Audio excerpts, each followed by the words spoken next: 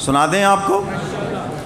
جن کی تعریف خود رب کعبہ کرے ان کی عظمت گھٹانا غلط بات ہے.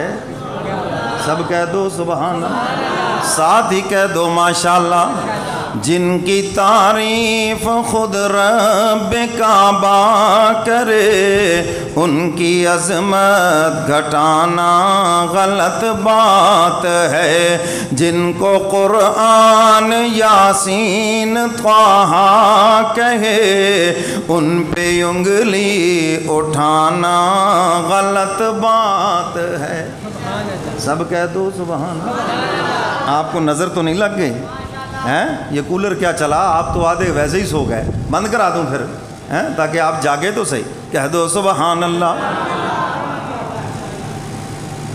حضور کی شان سن کر تو چہرے پہ مسکراہٹ آنی چاہیے، تو آپ اس طرح منہ بنا کے کیوں بیٹھ کے؟ کہو سبحان اللہ.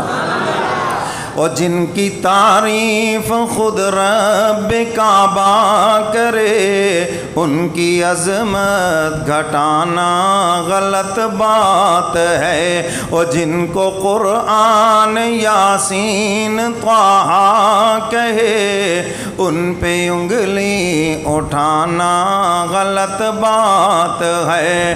اور چاند سے خوبصورت رخ مصطفیٰ ان کو دیکھا تو عائشہ نے کہا او توبہ توبہ انہیں چاند جیسا کہوں. توبہ توبہ انہیں چاند جیسا کہوں، چاند جیسا بتانا غلط بات ہے.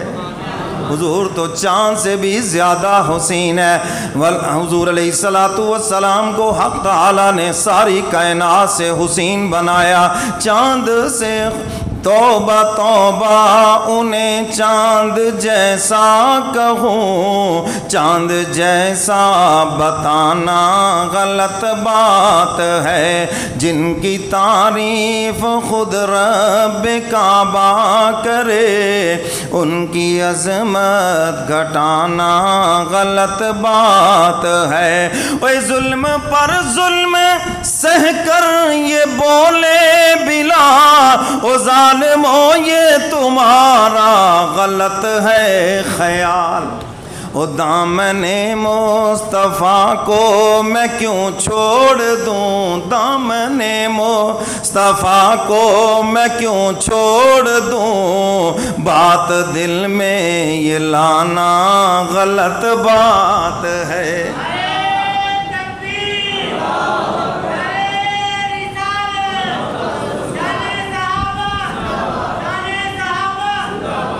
تو حضرت بلال حبشی کیا کہہ رہے ہیں؟ تم یہ دل میں بات لا رہے ہو نا کہ ظلم و ستم سے حضور کا دامن چھڑا لو گے، یہ بات ہی غلط ہے، بھول جاؤ. تو شاعر اسی کی ترجمانی کر رہا ہے. دامن مصطفیٰ کو میں کیوں چھوڑ دوں، بات دل میں یہ لانا غلط بات ہے. جن کو قرآن یاسین طٰہٰ کہے ان پہ انگلی اٹھانا غلط بات ہے. وہ اپنی قبروں میں زندہ ہے سب انبیاء، اپنی روحوں کے ساتھ اپنے جسموں کے ساتھ عالم برزخ میں زندہ ہے. کیونکہ قرآن کہتا ہے شہید زندہ ہے، شہید کو رزق دیا جاتا ہے اور تمہیں شعور نہیں. اور جو پیغمبر کی زندگی ہے وہ شہیدوں سے اعلیٰ ہے یا نہیں؟ بولو بھئی. حضور کی ہر چیز امت کی ہر چیز سے اعلیٰ ہے یا نہیں؟ ہماری عبادت سے حضور کی عبادت اعلیٰ ہے یا نہیں؟ یہ تو مانتے ہو نا؟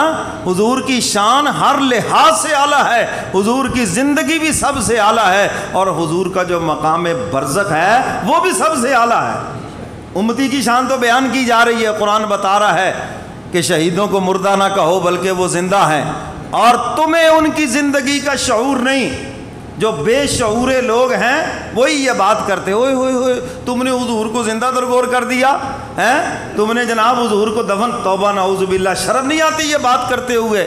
یہ بات تو عالم برزخ کی ہے، اور عالم برزخ ایک جہان ہے جو میری اور آپ کی آنکھوں سے پوشیدہ ہے۔ سمجھ آئی ہے بات کہ نہیں؟ حدیث مبارکہ میں آتا ہے نیک انسان جب قبر میں جاتا ہے جہاں تک اس کی نظر جاتی ہے قبر کھل جاتی ہے۔ یہ تو بات ہو رہی ہے ایک عام بندے کی، اور جو نبی ہیں پیغمبر ہیں اور پھر حضور علیہ الصلوۃ والسلام ہے، آپ ان کے متعلق یہی بدگمانی کر کے بیٹھے ہیں کہ حضور کی قبر صرف بس وہ 1.5 فٹ کا گڑھا ہے اور کچھ بھی نہیں ہے۔ وہ ایک جہان ہے، وہ ایک باغ ہے، اور حضور کا جو روضہ انور ہے وہ تو جنت سے بھی اعلیٰ ہے۔ کہہ دو سبحان اللہ۔ جن کی تعریف خود رب کعبہ کرے ان کی عظمت گھٹانا غلط بات ہے۔ وہ اپنی قبروں میں زندہ ہیں سب انبیاء، اپنی روحوں کے ساتھ اپنے جسموں کے ساتھ، اس کی تصدیق کرتا ہے قرآن جب، اس کی تصدیق کرتا ہے قرآن جب، ان کو مردہ بتانا غلط بات ہے۔ مردے جنت میں تھوڑی ہوتے ہیں، جنت میں تو زندہ ہوتے ہیں۔ اس کی تصدیق کرتا ہے قرآن جب، ان کو مردہ بتانا غلط بات ہے۔ سبحان اللہ، سب کہہ دو ماشاءاللہ۔ جن کی تعریف خود رب کعبہ کرے ان کی عظمت گھٹانا غلط بات ہے۔ وہ ابن ثابت کو ایسا مقدر ملا، نعت پڑھنے کو آقا سے منبر ملا۔ حسان ابن ثابت رضی اللہ تعالیٰ عنہ کیا مقدر ملا، حضور کی شان بیان کرنے کے لیے حضور کا منبر ملا۔ کہہ دو سبحان اللہ۔ حضرت حسان حضور کو سامنے، میرے محبوب جلوہ فروز ہیں، صحابہ کا مجمع لگا ہوا ہے، حضرت حسان کھڑے ہوئے اور وہ اشعار پڑھتے ہیں، بلکہ میں بھی سنا دیتا ہوں جن شعروں کو حضور نے سنا ہے۔ کہہ دو سبحان اللہ۔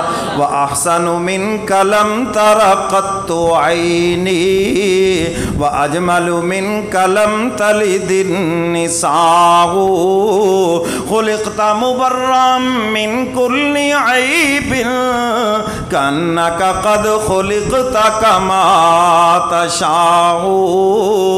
حضرت حسان کہتے ہیں میرے کملی والے پیغمبر کے رخ انور کی طرف دیکھتے ہیں اور عرض کرتے ہیں کملی والے پیغمبر، میری آنکھوں نے آج تک آپ جیسا حسین و جمیل دیکھا ہی نہیں ہے۔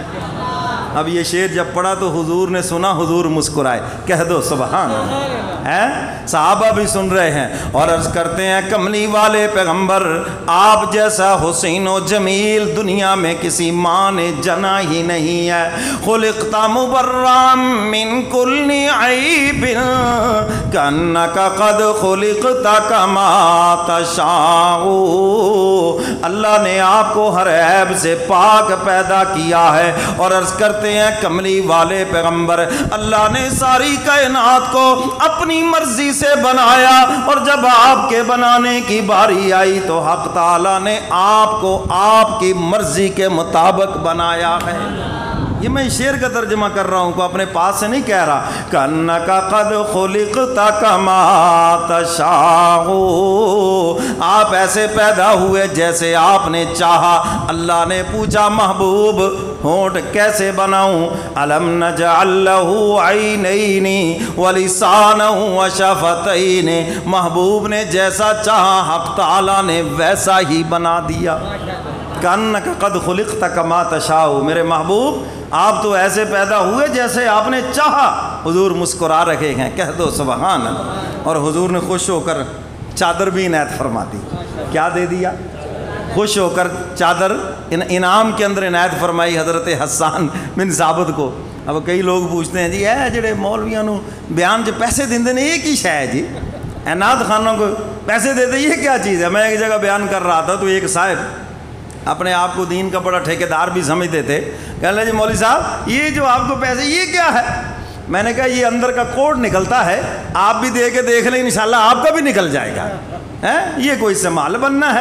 کوئی محبت میں آ کے حضور کی شان سن کے دے دے، باقی یہ تماشا کرنا، آ کر اوپر پھینکنا، بھئی یہ بالکل غلط ہے، میں اس کے خلاف ہوں۔ باقی عالم دین کی خدمت کرنا یا کسی نعت خواں کی خدمت کرنا یہ کوئی غلط نہیں ہے، ٹھیک ہے، آپ محبت کے ساتھ آ کر آرام سے رکھ دیں، بس ٹھیک ہے، لیکن جو رکھ رہا ہے اس کو آنکھیں پہ نہ نکالیں۔ بعض انہیں دینا دونا بھی کچھ نہیں ہوتا، جو دے رہے ہو ایسے آنکھیں نکال کے دیکھ رہے ہوتے ہیں، نظر آ رہے ہوتے ہیں مجھے بھی۔ وہ ایک ماشاءاللہ ایسا ہی تھا نا، گھر میں گیا تو منہ لٹکایا ہوا، بیوی نے کہا کیا بات ہے، بڑا چہرہ تیرا لٹکا ہوا ہے، کوئی چیز اللہ کے راستے میں دیا ہے؟ اس نے کہا میں نے پہلے کب دیا ہے، جو آج دے آیا ہوں۔ اس نے کہا پھر تو اتنا افسردہ اور پریشان کیوں ہے؟ کہہ رہا ہے کہ ایک دے رہا تھا، میں اس کو دیکھ کے ہی پریشان ہو گیا۔ باتیں بیچارے ایسے بھی ہوتے ہیں، تو اس لیے علماء کی، حفاظ کی، قراء کی خدمت کرنی چاہیے نا، تو با ادب طریقے سے، بدتمیزی سے نہیں، تماشا کر کے نہیں، دکھلاوا کر کے نہیں، بلکہ ان کی خدمت۔ چلیے جی، تو شاعر کیا کہتا ہے؟ جن کی تعریف خود رب کعبہ کرے، ان کی عظمت گھٹانا غلط بات ہے۔ وہ ابن ثابت کو ایسا مقدر ملا، وہ نعت پڑھنے کو آقا سے منبر ملا، نعت لکھنا و پڑھنا عبادت ہے جب، حضور کی شان سننا بھی عبادت، حضور کی شان بیان کرنا بھی عبادت، نعت لکھنا و پڑھنا عبادت ہے جب، اس کو بزنس بنانا غلط بات ہے۔ کیوں جی اس کو بزنس بنانا؟ اور آج کل کامیاب بزنس ہے، آج کل کیا ہے جی، اور ان کے پاس ٹائم